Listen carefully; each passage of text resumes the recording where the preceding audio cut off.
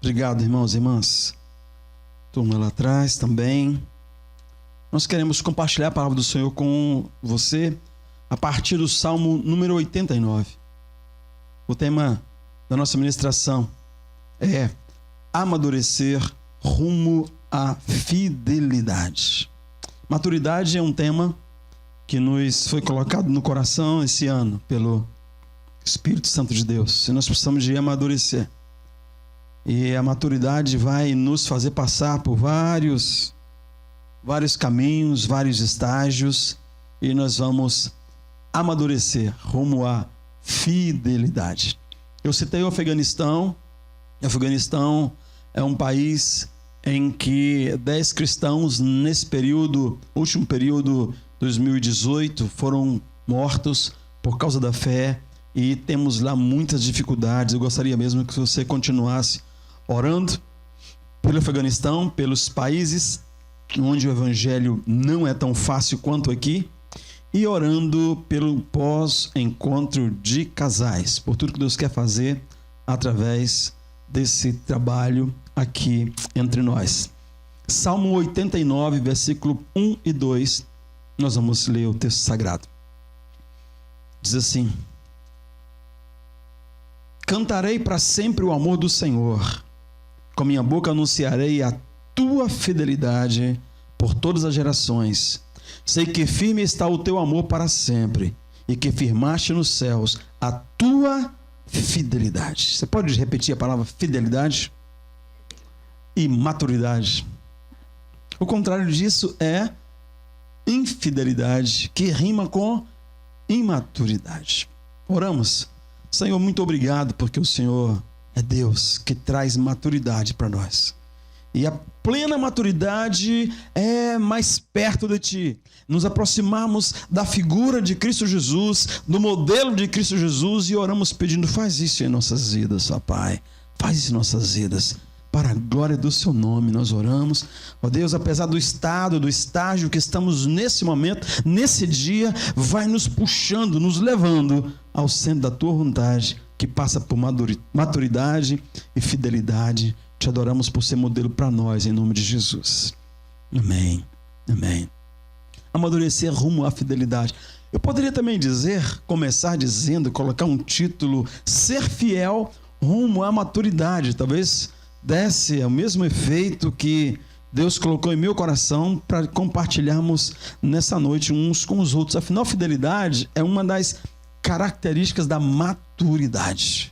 Da maturidade. Então tem ali no meio, desfilando, Benjamim, que é uma criança, um bebê, né? E ao lado um homem bonitão, supõe-se fiel, o moço grande, bonitão, supõe-se imaturo, o pequeno.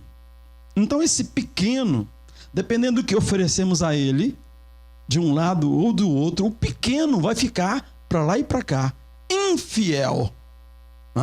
Se a mãe chamar e se o pai chamar, ele vai ficar no meio do caminho, assim, tentando agradar os dois. Arthurzinho vai chegar e salvá-lo, e ele vai caminhar atrás do irmão e vai ficar bem na fita. Mas isso é natural para uma criança que é imatura. Mas imagina o pai, o grandão, se a esposa dele chama e outra mulher chama, e ele fica assim, igual o pequenininho. Isso é maturidade? Isso é fidelidade? Não. E essa preocupação com a fidelidade, ela tem um exemplo aqui na minha frente, né? Um homem grande, que nós entendemos maduro, fiel, e uma criança que é imatura por natureza e que é infiel por circunstância, porque é uma criança. Então, ser fiel rumo à maturidade. Essa criança vai crescendo, aprendendo a fidelidade rumo à maturidade. Se ela não aprender a fidelidade, ela vai ficar grande, mas não madura. Porque não existe maturidade onde a infidelidade ainda está presente. Então, uma pessoa imatura não sustenta um processo, um compromisso, uma palavra. Não é pela fidelidade em si, mas pelo preço que tem que pagar. Quando eu assumo alguma coisa, eu tenho que pagar. Quando eu assino em algum lugar, eu tenho que cumprir. Quando eu pego emprestado, eu tenho que devolver. E aí tem um preço. A maturidade, a fidelidade tem um preço. E aí, eu queria que nós pensássemos nisso. Infidelidade rima com imaturidade.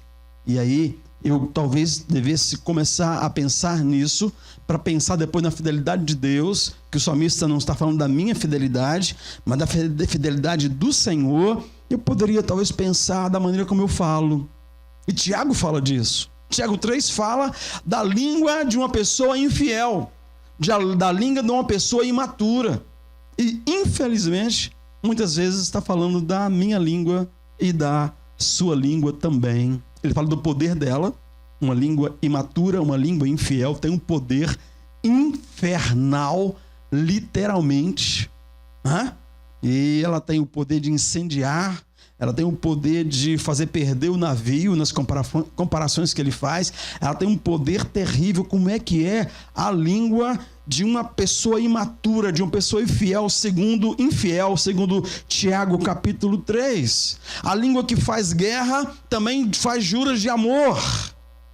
Eu te amo, eu te odeio. A mesma língua fala a mesma coisa. E aí, essa língua infiel, esse perfil de infidelidade, esse perfil de imaturidade, que é o contrário daquilo que vai ser modelo, que vai ser característica do nosso Deus.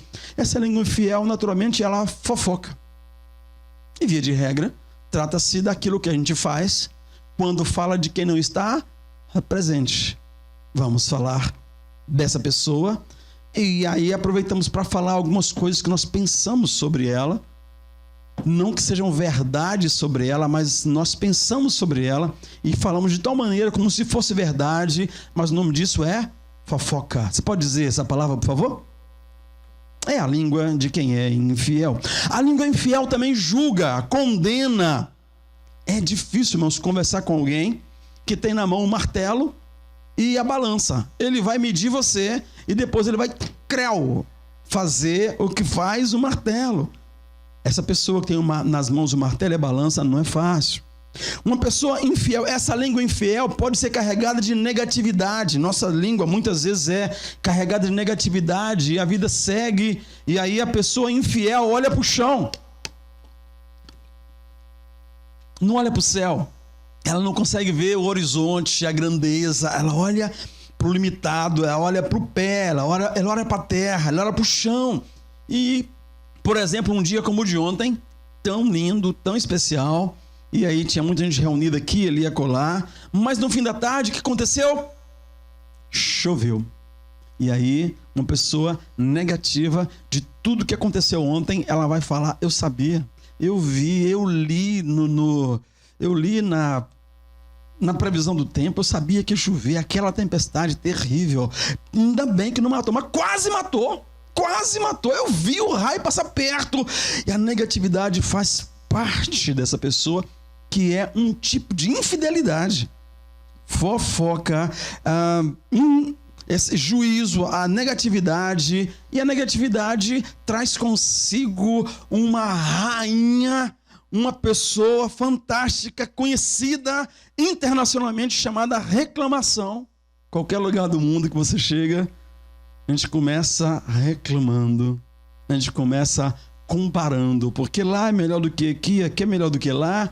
E se você começar a reclamar do sistema público de transporte, alguém vai lembrar uma história negativa e a reclamação chama outra reclamação.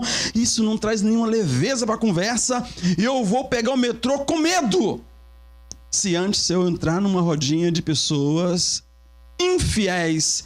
Essa língua que reclama mais do que me mostra que a coisa funciona apesar de tudo. A língua infiel dá desculpa. Nós não nos responsabilizamos enquanto infiéis por nada. Sempre vamos explicar por que é que nós não cumprimos a nossa responsabilidade. Pastor, aconteceu que... E aí eu vou ouvir toda a história, mas no fundo falta fidelidade. No fundo, essa é uma característica de dar desculpas de uma língua, de uma pessoa infiel que não tem projetado para o mundo essa característica de Deus fiel. E como eu disse, nos representa. Tiago falava conosco, como Paulo fala conosco, não é? Quando ele fala sobre oferta, ele fala assim: eu não preciso falar isso com vocês. Mas ele fala. Significa que no fundo, ele precisava de falar com aquela igreja de novo e de novo sobre oferta. Então, penúltimo, a língua infiel exagera. A língua infiel exagera. Isso prejudica a nossa linguagem.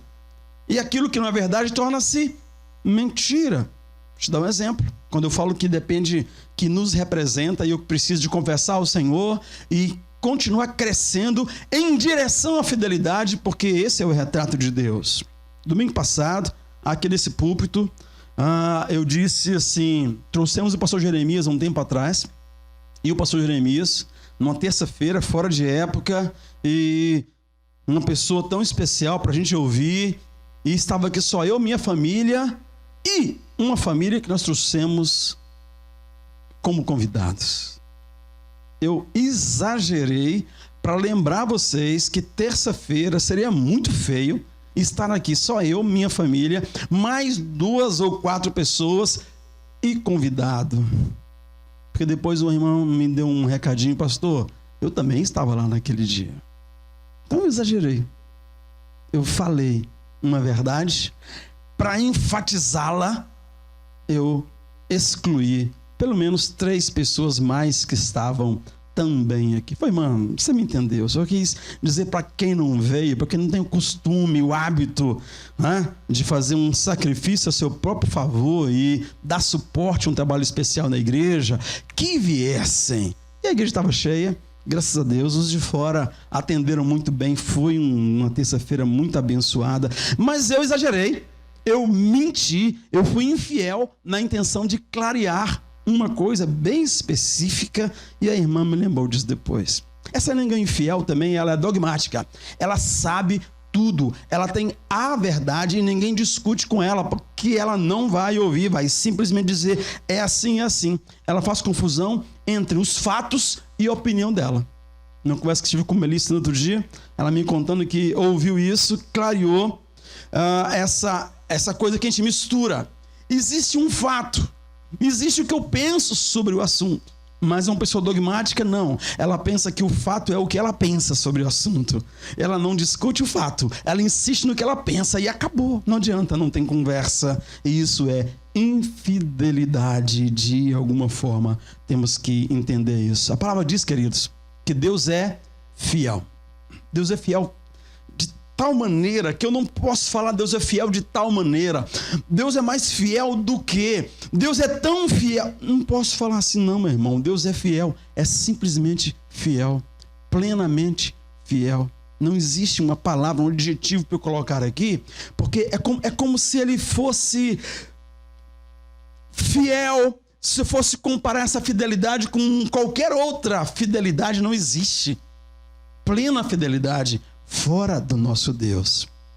Paulo, falando a Timóteo, ele está falando e vai nos passar exatamente essa ideia. Se perseverarmos com ele, igualmente nós reinaremos com ele. Persevere com o Senhor, você vai reinar com o Senhor. Se o negarmos, ele nos negará, ele vai respeitar a sua decisão. Mas se formos infiéis, entretanto, ele permanece fiel. Por quê? Porque ele não pode negar-se a si mesmo. Ele é fiel, simplesmente fiel, independente da sua fidelidade. Fidelidade, meu irmão, não é uma reação de Deus. A sua atitude, a minha atitude. Deus não é reativo. Deus não é como aquele perfil que nós colocamos agora mesmo, né? De uma pessoa imatura, que dependendo da maneira que você cutuca, ela vai te agredir. Dependendo do tom de voz que você fala, ela vai devolver no mesmo tom mais forte. Dependendo do... Deus não faz assim. Deus é fiel. Ele não é reativo. Ele é um Deus que sabe exatamente quem Ele é. Ele não reage à nossa atitude. Ele é fiel porque Ele é Deus. Ele é fiel porque Ele é justiça, amor e verdade. E dessa fonte triuna deriva a fidelidade de Deus. Ele é fiel porque Ele é justo. Ele é fiel porque Ele é verdadeiro.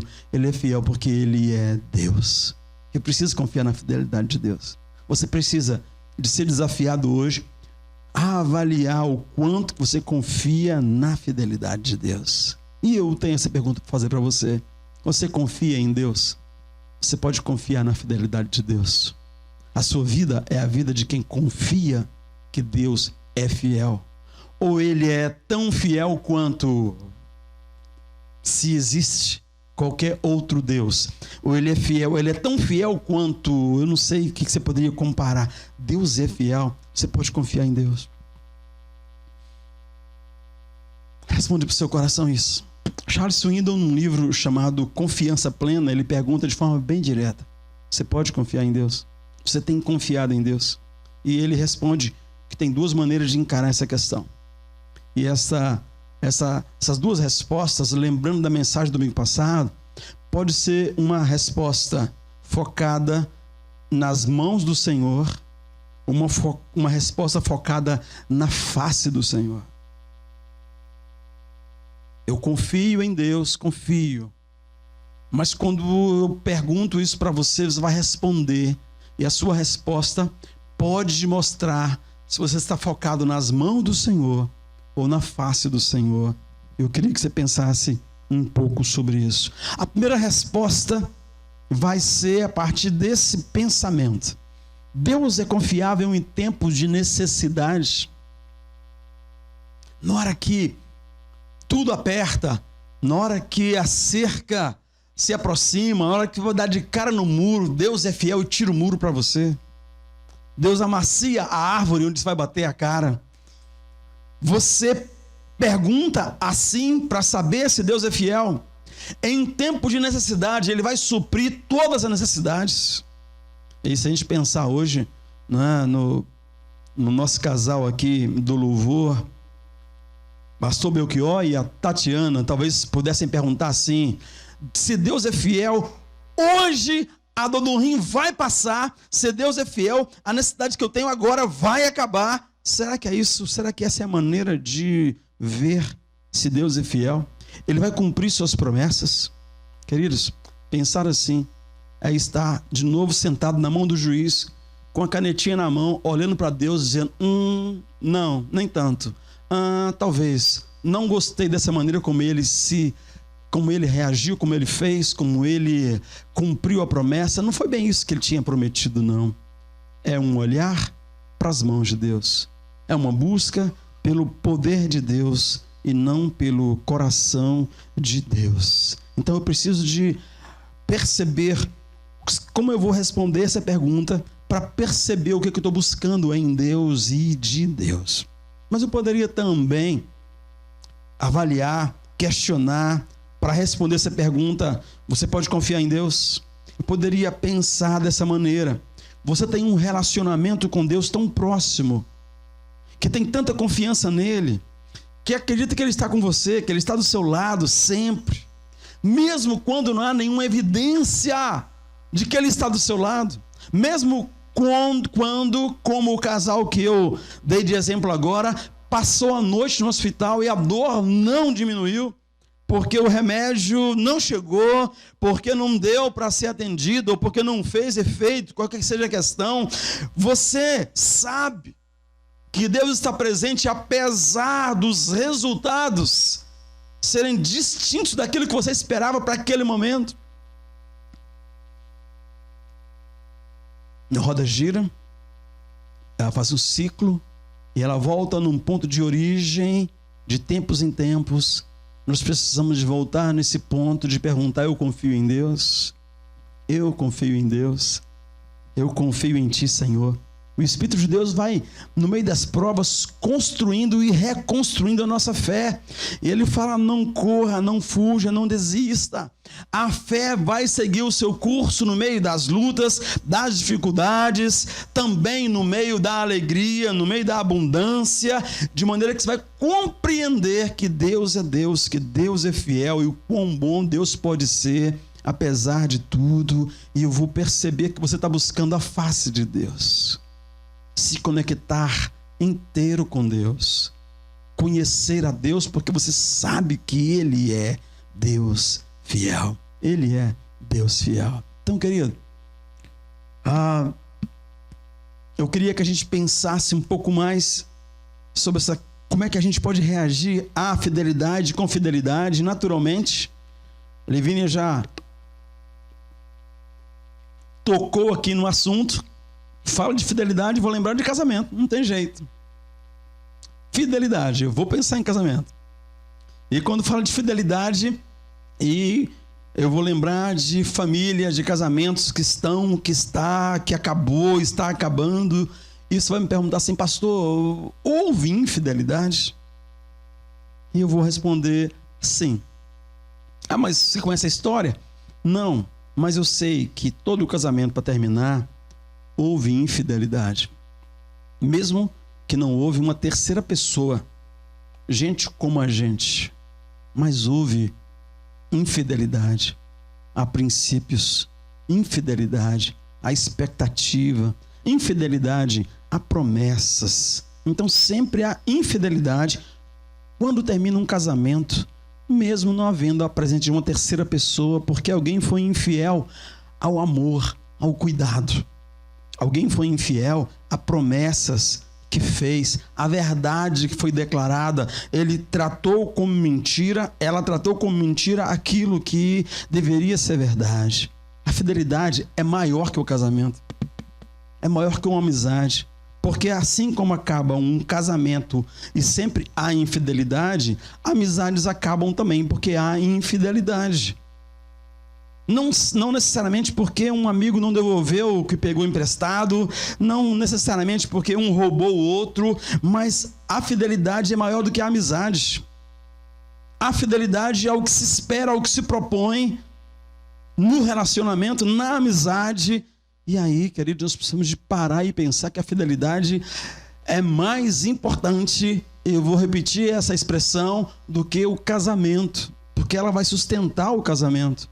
Essa fidelidade é aquilo que te faz mais parecido, mais próximo de Deus. E aí esse casamento, esse relacionamento, essa amizade vai ter um lucro aí muito grande. A fidelidade não cresce para fora, ela cresce para dentro. É uma característica de Deus que vai aprofundando dentro de nós. E eu vou lembrar de Oséias. Oséias consegue desenvolver isso. Ele é fiel, apesar do casamento piozão de todas as naturezas. Apesar de uma mulher em que a infidelidade desabrochava para fora, a imaturidade era vista por todos os lados, por todos os homens que passavam,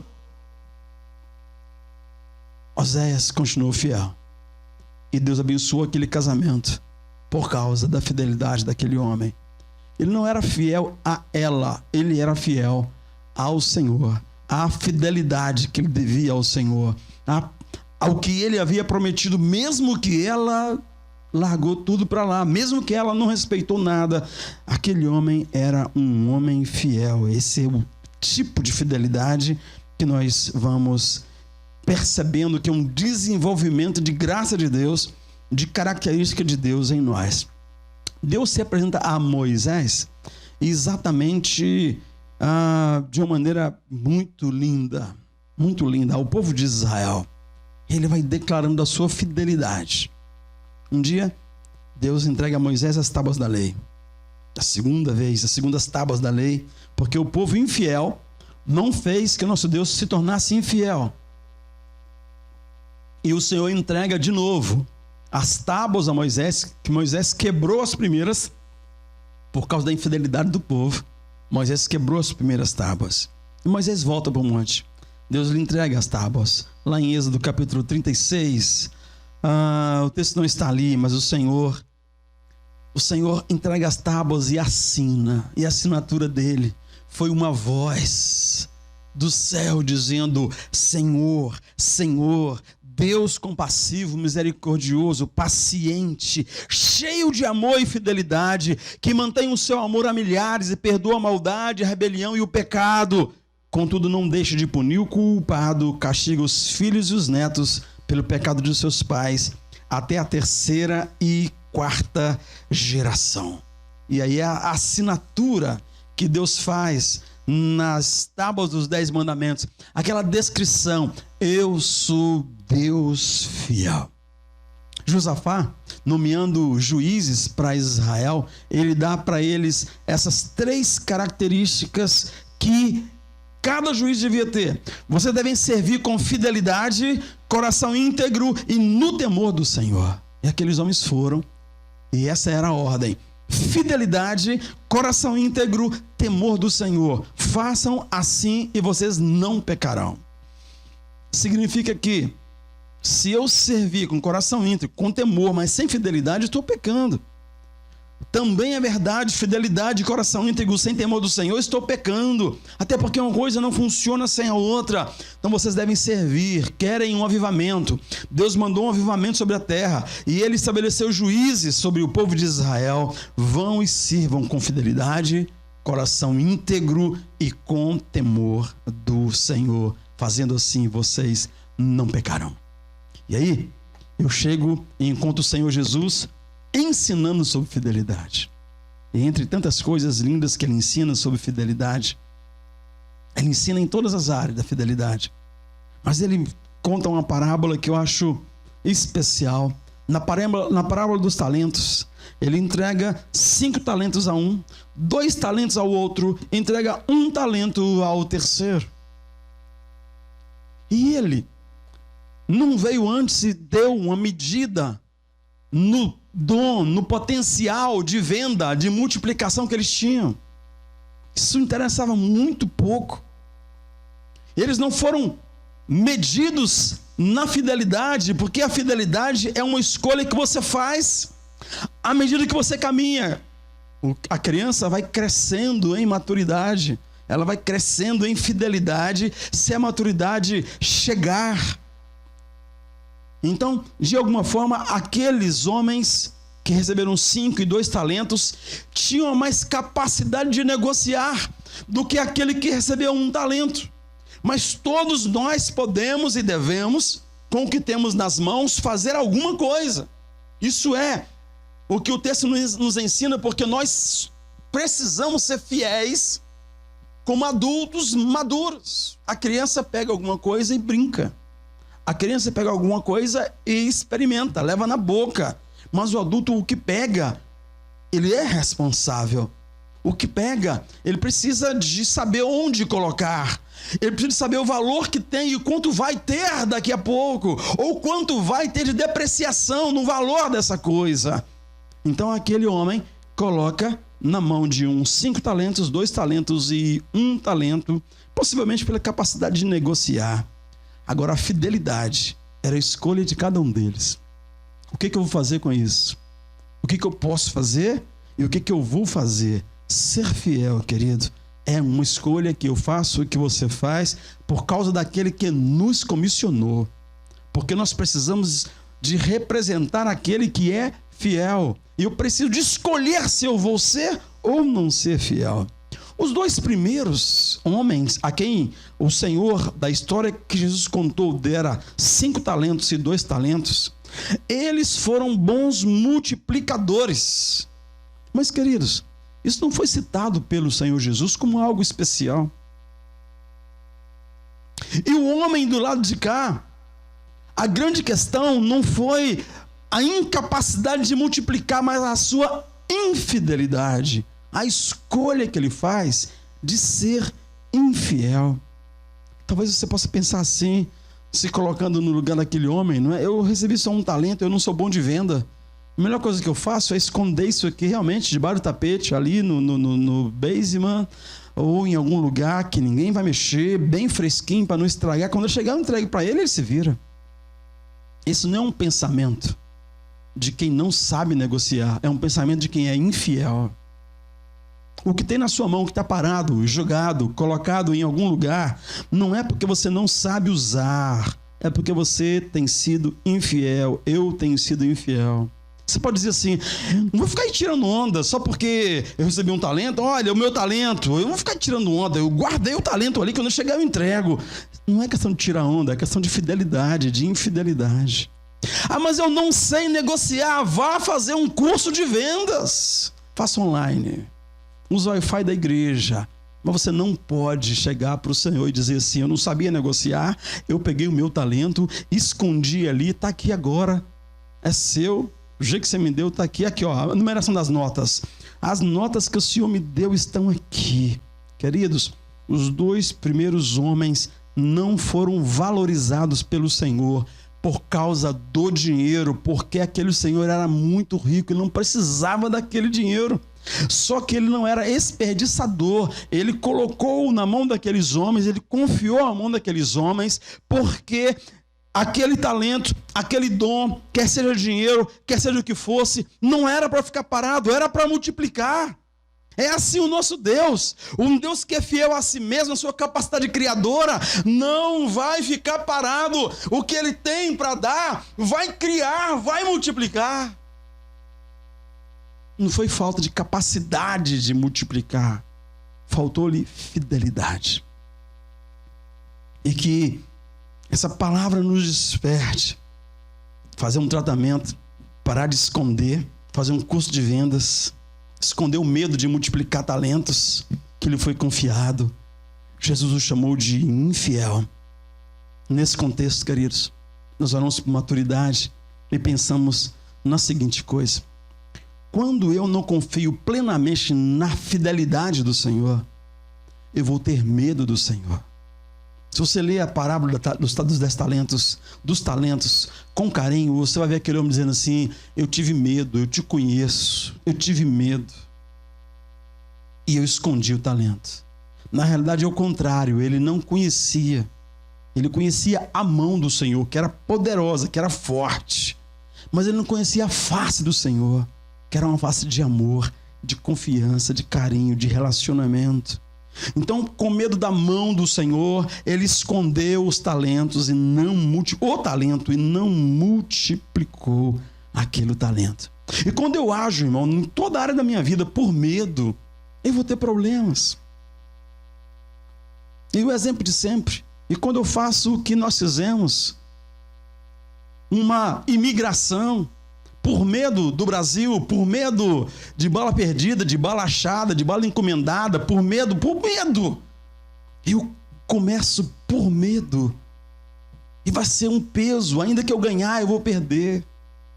Mas quando eu faço alguma coisa, quer seja a imigração, o casamento, um negócio, qualquer coisa, mas eu faço confiado na bondade, na fidelidade do Senhor, querido, eu vou saber que é dele a briga, eu estou apenas sendo usado por ele. Quem não duvida da fidelidade de Deus, busca por fé e vai ganhar mesmo quando perde. Porque, aliás, o Senhor disse que nesse reino, a matemática, quem perde ganha. Quem perde por convicção, sabe? Quem perde porque abriu mão, quem perde porque está doando o seu dom, quem perde ganha. Então lembra que aqueles homens que multiplicaram talentos, os talentos não eram a questão, a fidelidade era a questão. Porque eles tinham capacidade de multiplicar, mas eles podiam pegar aquele dinheiro, aquele talento e simplesmente ir embora. Eles podiam simplesmente se encher de orgulho pela capacidade deles de multiplicar aquele talento e ir embora. E dar adeus ao Senhor e viver a vida deles ricos, porque representava muito dinheiro. Mas eles eram fiéis, esperaram e prestaram contas dos detalhes. E o homem infiel, que também teve muito dinheiro, aquele um talento era muito dinheiro. Ele pega aquele talento, deveria ter a fidelidade, pelo menos, de chegar no banco, sentar ali, e dizer aqui, ó, procuração, por favor, o mínimo de juros que tiver aí, coloca, porque não posso deixar um valor desse parado. O que não cresce, diminui. O que não melhora, piora. O que não está agradando a Deus, está desagradando. Quem comigo não ajunta, espalha.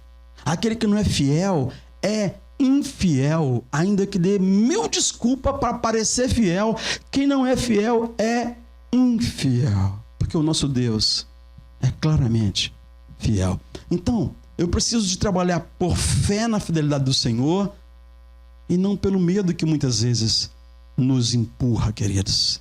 Então, meus irmãos, eu quero terminar dizendo isso. Se nós orarmos por maturidade, nós oramos também por fidelidade. E se nós oramos por fidelidade, nós vamos orar por coragem para manter a nossa vida, a nossa palavra, nosso compromisso, nosso alvo, qualquer que seja o preço de ser crente, de ser cristão, de ser servo do Senhor. E comecei a falar, não terminei, mas lá no centro tinham 2 homens pregando o evangelho, de maneira criativa, linda. E se nós nos envolvermos com a evangelização e formos orar, falar, Senhor, como é que nós vamos fazer isso? Eu não sei falar francês. Quem estava pregando não sabia também. Pregava em inglês e o outro traduzia. No meio da rua, uma caixinha, um quadro, muita criatividade, explicando através de algumas metáforas o plano de salvação. E aquele moço veio para responder a conversa que eu tive com o outro antes, dizendo, aqui nesse lugar só não evangeliza quem não quer. É como no Brasil, não evangeliza quem não quer.